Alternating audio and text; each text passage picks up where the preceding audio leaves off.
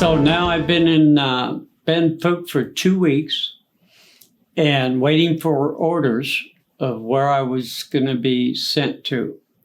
So sitting around Ben Phuc watching all these, it's a base camp, watching all these vets that have been probably there for 6 months to 9 months, just kind of hanging out, waiting for their orders. That's where I saw all these guys with snakes around their necks and monkeys on their shoulders and 50 cal rounds across their chests and just crazy looking veterans. And I'm brand new, green fatigues on, scared to death. What the heck's next? And, I smoked a lot of cigarettes then. So like chain smoking, waiting for orders. Didn't know anybody yet. Only been there 2 weeks. So my orders finally come and they were sending me to a Firebase called Bearcat. And it was, I don't know how far from where I was in Ben Phuc. But anyway, I finally get there and, it's all brand new.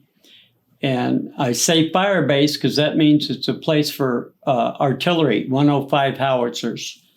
The munitions for a 105 howitzer, the round itself weighed like 95 pounds, one round.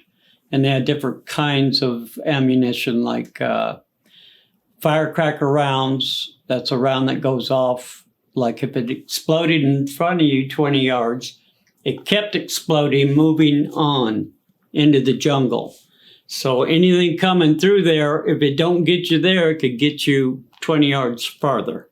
So it like kills anything in its way.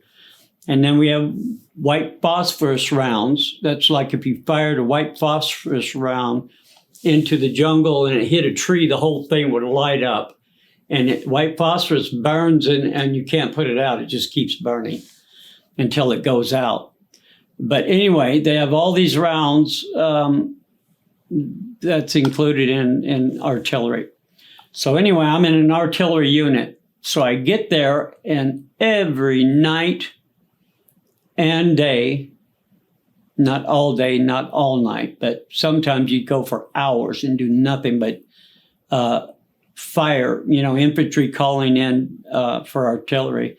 And you do nothing but for hours but run your butt off firing these 105 howitzers. And man, I never worked so hard in my life, and I understood why they get you in such great shape before you go to Vietnam. Man, because in training you don't do that. You don't practice that. It happens in the war. You don't know how long you're going to be firing or whatever. You just do what they say, and you're trained to do it. But it's really, really hard physically. And so I'm sitting there for must have been a week, and rumors start flowing around that the 9th Infantry, our unit, artillery, was going to be sent to Cambodia. And so that was not good news. That scared the hell out of all the young soldiers because we were going there to look for caches of weapons. And it was a big thing in the war, that something we had to do. We had to stop the flow of munitions coming down from North Vietnam. The North Vietnamese were running, that's how they ran their supplies down into South Vietnam, was through North Vietnam, the Ho Chi Minh Trail. And so our job was to go up there and seek and destroy the Vietnamese. That was basically our job, was go there, kill them, find their caches, and stop that ammunition from coming down into supporting the NBA in South Vietnam. So we got rumors that this was going to be horrific. I mean, you better write home because this is not going to be good. This is going to be tough stuff.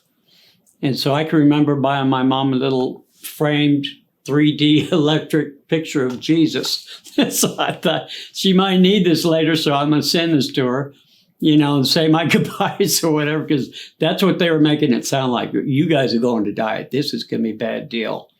The 9th Infantry dispute, other units try to say this or that, but we were the first ones into Cambodia, the 9th Infantry. You talk to anybody, that really knows and had been there, they'd tell you that we were the first ones in there. I mean, there were cameras on the border, everything, watching us go in and come out when we came out. And so we started to convoy. We got everybody, that was it. We were leaving probably a week later. And so we started heading for Cambodia, and it was so freaking hot in Vietnam. I can't even explain it, especially when you got into the jungle. So we're traveling up there, and we're coming close to the border. And we were convoying in deuce and a half 5-ton trucks and pulling our artillery pieces behind us like a trailer. We pulled them. They had wheels on them and everything. We just were pulling them with us. Sometimes they drop them into the jungle if you can't get them in. But at this point, we were convoying in with these artillery pieces behind us. And it was a long convoy. There were like, oh man, there must have been a couple hundred. We had APCs, infantry, armored personnel carriers were with us on the convoy. So that was kind of comforting because, whole platoon, not platoon, a whole company of infantry guys were convoying with us. We were all headed to Cambodia together. And so when we got to the border, we set up for the first night. And we were so tired, I remember, exhausted. And I remember sitting on top of these sandbags that we had to fill as soon as we got there, in case we were hit with mortars or rockets. And so we filled our sandbags. It was getting dark. We were like wiped out. And all of a sudden, the whole earth started shaking. I mean, just sound you've never heard before. The loud freaking sound I'll never forget. And the whole earth's moving, and I'm brand new in country. I'd never heard this before. So I turned to a senior vet and I said, dude, what the hell is that? He said, B-52s. I said, holy. He goes, they're prepping the border for you guys because you're going in. So they're going to kill everything in sight so you guys can go in without being assaulted. It's called prepping, the whole freaking border, dropping hundreds of 500-pound bombs that would leave a crater as big as this house. So you can imagine the noise, the sound. And oh my God, I never heard anything like that. We're all going to die. We're dead. And so anyway, we just all night long, this went on for it must have been, I don't know how long, 3-4 days. It wasn't one day. They were saturating the whole border of Cambodia. Because I'm sure we weren't the only GIs going into Cambodia on this particular mission. It was a big, big deal to stop that flow of supplies and weapons. It was a big turn in the war. And so I'm going, holy moly, I don't know anybody and all this stuff's going on. So next day we take off again. We're convoying again. This is going on for probably 2 or 3 days. And so we set up in this one particular place along the way that we were traveling towards the north of Cambodia. And we get hit, ground attack. We lost 27 guys that night. And so that was a whole big deal I don't like to talk about a lot. But anyway, the next day they told us, tonight you'll probably all be killed. They told us probably all be killed if the Abrams tanks that are on the way don't show up by nighttime, because we just don't have the firepower, to hold these suckers off or whatever, these North Vietnamese army. There's a difference in Viet Cong, North Vietnamese army. North Vietnamese army is trained like we are. And they fight till the end. They were known to be tough son of guns that, like us, they would fight us to whoever died first. And so, man, it's coming the next day, you know, we're trying to get over what happened the night before, you know, and I'm looking at, what the hell? They smoked this, kid. Smoke this. Forget about it. Got to keep going. Smoke this dope. Get stoned out of your mind. That's the only way you're going to be able to deal with this. And so we're doing what, you know, we're all ripped but scared shitless. Anybody in combat says they weren't, they're lying. So it's heading towards dark, and we're getting concerned. We're setting up for what they call Mad Minute. And what that is you put the artillery pieces down to what's direct fire, it's called. And, you know, there's about 6 pieces around this LZ. You're setting up your concertina wire, claymore mines, trip flares, all this stuff to defend a ground attack. And we're setting everything up. We're getting all our direct fire rounds all lined up, and 50 cals. We're getting out all our ammo. You never leave your M16. So you got all this stuff, frags all over your flak jackets, and you're ready. This is it, right? And so it's hitting just about dark, and we hear something just crashing through the freaking jungle. I mean, knocking down trees, bam, big, loud freaking things. And of course, the veterans knew what that was. The Abrams, they're showing up. So I can remember, I think there was 2 or 3 of them. Big old freaking tanks on the outside of our perimeter all around us to protect us. And a Mad Minute, what that is everybody's in position to do what you do. You know, you have infantry, they're trained to do what they do. They're all around this perimeter, ready to defend it. And artillery set up to do what we do. And all this kind of stuff, the tanks are set up to do what they do. And they're saying, okay, we're going to have Mad Minutes all through the night. And what that is you fire, you do what you do, artillery, 50 cals open, everybody opens up. It's freaking insane. Skies light up from artillery illumination rounds. That's like a trip flare, except the rounds are like 95 pounds. So you can imagine how much it lights the sky up. Lights the whole freaking place up in case we catch them coming. They're done. The whole place gets lit up. They don't know when we're going to do this. And all hell opens up. Fire tanks, everybody. If you're out there, you're dead. Trust me, you're dead. You could not get through this kind of firepower. So they did that, and we're so freaking tired from traveling the 2 or 3 days before that they would wake us up, wake up, you know, Mad Minute. And we'd have to do that all through the night. And so the freaking enemy was toast. They couldn't come near us that night. We had the firepower. And they have Apache gunship helicopters. They fire 4,000 rounds a minute. Minigun. 4,000 rounds a minute. They have 82 to 85, if I remember right. It's only 50 years ago. 82 to 85 different kind of Hellfire missiles, rockets. It's like a Gatling gun. These rockets are loaded in there on these Apaches. Them suckers come down. We used to call it working out. They'd come down. We called it working out. If you were there, you're dead. 4,000. Think about that. 4,000 rounds a minute. And I think it's every 5th round, if I remember right, is a tracer. So you're 4th of July, your whole freaking perimeter is lit up with freaking tracer rounds and 4,000 rounds a minute. Good God, how many is that? Say 4,000 times 10 is what? 40,000 rounds in 10 minutes? I don't know. Whatever, a lot.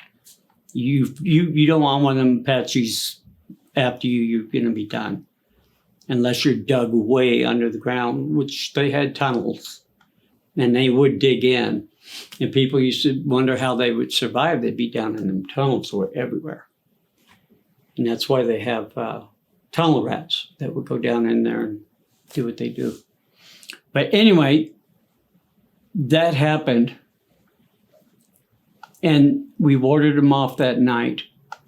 And then that was with the 9th Infantry. And as we went on into Cambodia, I can remember we would go, I can remember one time going a month without a shower. And we found a little creek. The infantry guys found a little creek running through and told us about hundreds of GIs went down to this little tiny creek, and you take off what we called steel helmet, steel pot, and you'd fill it up with water, and you'd get like, I think it was 2. You get 2 to dump on your head, and the rest of the guys be, come on, hurry up. You get 2, put a little soap on and wrench and go. And like you didn't take showers in combat in the middle of the jungle. There's not enough water. If Chinooks come in and they drop these big water tanks, they drop them down into the jungle where you were. Everybody had to use that to drink. You weren't. If a GI was caught taking a shower, he was in big ass, because that was our drinking water, which was scalding hot, by the way, because it was 140 degrees there. So that's why I drink everything with ice now that I'm back. Milk, doesn't matter, I have to have ice in it. Because I said, if I ever live through this, I'll never drink hot freaking water ever again. So anyway, we went on finding caches. We went on through Cambodia. We set up LZs all over freaking Cambodia, and we keep traveling and fire support for infantry, and finding caches. And one time we went through a village and we got ambushed, and we got 5, I think, POWs from that situation. And we had a firefight. Probably when you get ambushed, you don't stop or you're dead. You have to just punch it. Like if you're in convoy situation, like this was like 3 or 4 trucks went on a mission, probably to get some supplies or something. I don't remember. But there was like probably 30 of us that went on this particular mission. And we got hit, and you just take off and you just start firing, you throw grenades. A lot of times you don't see the enemy in Vietnam because there's so much triple canopy jungle, blah, blah, blah. But you could see sometimes flashes. This was in the day where they're firing from. And so you just freaking go crazy shooting whatever you can shoot at. And I don't know how many KIAs there were. Sometimes they tell us, sometimes they don't. All I know is we got out of there alive, and they grabbed 4 or 5 POWs. And I remember we had them, we brought them back, and we took them in the captain's tent, and he was interrogating, they were doing what they do. And then all of a sudden you have this fire measurement. Probably blew the whole village up. Anyway. Just stuff like that goes on, and I can remember writing my mother a letter from Cambodia, and it was monsoon season, and that's when it rains forever. Just everything's saturated. And I was telling her about this nice, wonderful base camp I was in, had movie theaters and all that, and I'm so saved, nothing to all this stuff. And I got home, my mother said, "Did you think I was an idiot or what?" And I said, "What do you mean?" She said, that letter you wrote me was full of mud. It was solid mud still on it when she got it.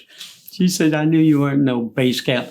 That's why I tried to get you out of Vietnam, because your brother was in the Navy and he was out in a ship. And I told him, I want the one in the jungle out. And they said, no, he's not in any combat danger, which was BS. He was getting combat pay just because he was out on a ship. He could have been artillery or anything. He could have got killed, but they didn't do it. They left me there, obviously. But that was a funny thing I remember. But as Cambodia went on, we kept doing our thing, and I can remember when it was time to leave Cambodia. We were like red clay. Cambodia, the earth was like red clay. And I can remember Paul Harvey talking. He used to be our guy. You have to be old to even know who he is. He was a great radio guy. Every day, hello, Vietnam, and he'd talk to us, and we'd be in foxholes, and we'd be doing what we do. And he informed us that, rumors are the 9th Infantry's not in Cambodia. But then I hear guys tell me, you're right in the middle of Cambodia. What do you guys, and we're hearing all this and we're sitting right in the middle of Cambodia. So we're leaving Cambodia. And man, I mean, like I said, red clay, it was just in grind in us because no showers and stuff. I had acne on my face and I never had a pimple in high school. If you look at my young GI pictures, I had smooth skin when I came out of there. Oh man. And when you're in the jungle, you take malaria pills every day and salt pills because it's so hot. And so all this stuff is ground in, and we're coming out of Cambodia, 9th Infantry, big freaking, we used to have these hats that flipped up, jungle hats, we call them, not like this. Big old 9th Infantry patch right in front of that sucker. And all these cameras are right on us right as we're coming out of Cambodia.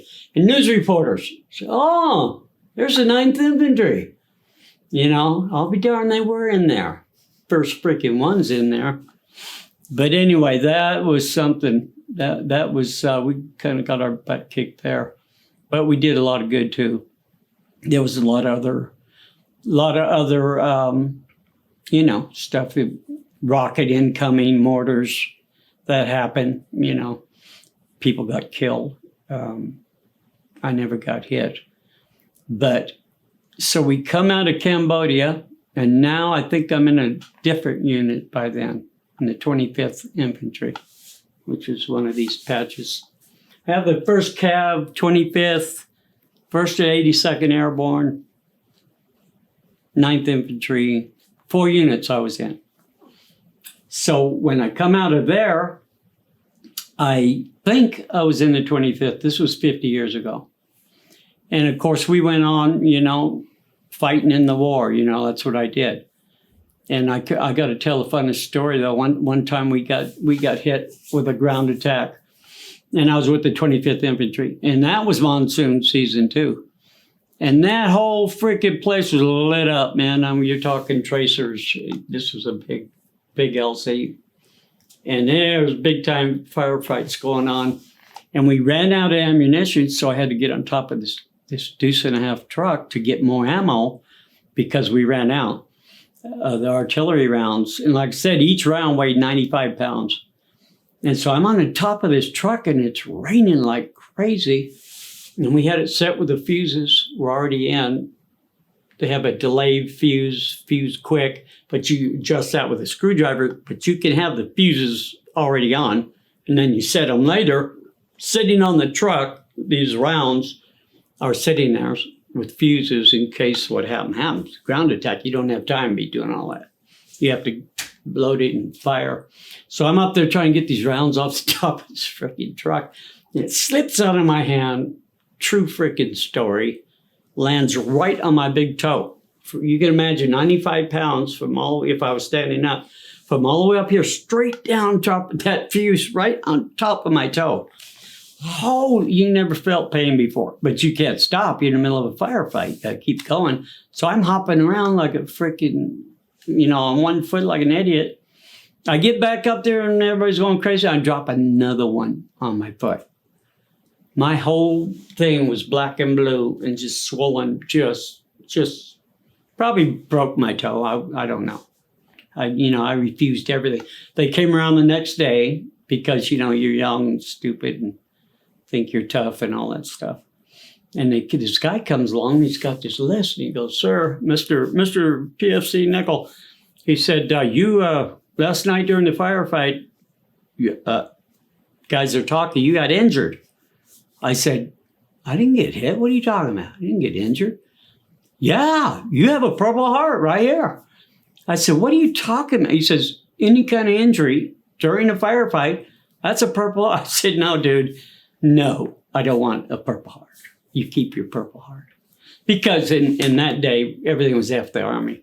We don't want your medals. We don't, screw you. We hate you. All we want is to go home and get out of here. We did not like the military. And if they want to give you medals and stuff, it had to be really legit before you'd accept it.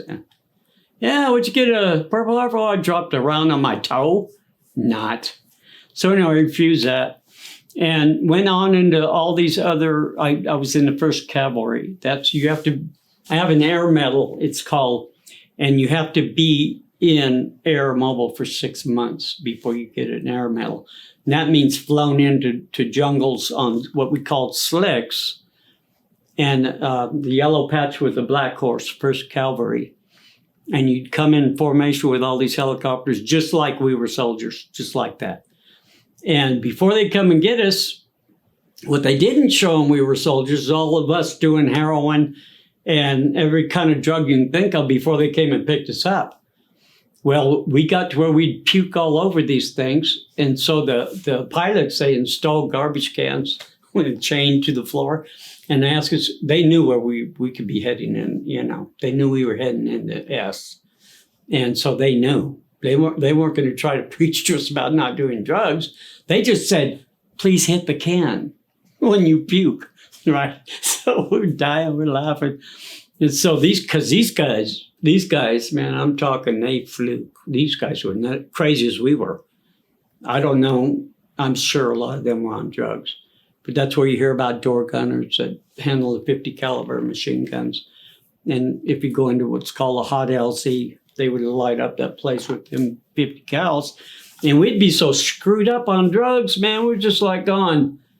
They have little seatbelts, but they start going like that and they land freaking crazy and all that. And I remember telling guys, I'm never flying again. If I ever live through this war, I'll not fly on anything ever again. I lied. But anyway, it was that scary. Them things were nuts. And then they come down low over that jungle. They had to be doing maneuvers because they get shot out of the sky. And then you're either dead or you're a POW. So you had all this stuff on your mind, Are we going to get shot down? Are we going to come into a hot LZ, and get killed that way? If you remember, we were soldiers. I keep referring to that because a lot of them scenes in that movie were really close to things that happened there. But when you come down into a LZ and you have to jump out of the helicopter, feet, probably as high as this roof, and get the heck out of there because they're vulnerable. They're going to shoot them. You think a big old helicopter, it's hard to shoot a guy that's moving around, but a massive helicopter, they're like sitting ducks. So they like to come in there quick and they kick you out. And you as soon as you hit, you head for the perimeters to protect, just like we were soldiers. You have your M16 and frags and all that stuff, even though you're artillery. That LZ isn't set up yet. In this situation, I'm talking about triple canopy, where you can't convoy in trucks. With the 1st Cav, it was kind of artillery. We're going to drop you in the middle of I'm talking triple canopy. And they come in with the Chinooks and drop the guns because they're like 105s. They would drop them by cables right in the middle of what you just secured. And you have to hold that LZ so everything, you don't get ground attack. And then they bring in the pieces. Well, I did that for 6 months all over. I was from Ben Hoa, Ben Phuc, Cambodia, all over Vietnam, right? Because I was in 4 units. And the reason is we were pulling out of Vietnam at that time. And so everybody kept getting transferred to different units because they were moving everything around like puzzle pieces. And I never got a raise, or I probably would have came out an E5 sergeant. And I tried to get that pay when I got out of the military. I said, wait a minute, you guys never gave me a raise. I come up for a raise and you put me in another unit. I never got what you freaking owed me or my rank, right? So they said, oh, well, too bad. So that never happened anyway. I just wanted the money. I didn't care about the rank. But that was the 1st Cav. That was like 6 months after Cambodia. We just fought all over Vietnam.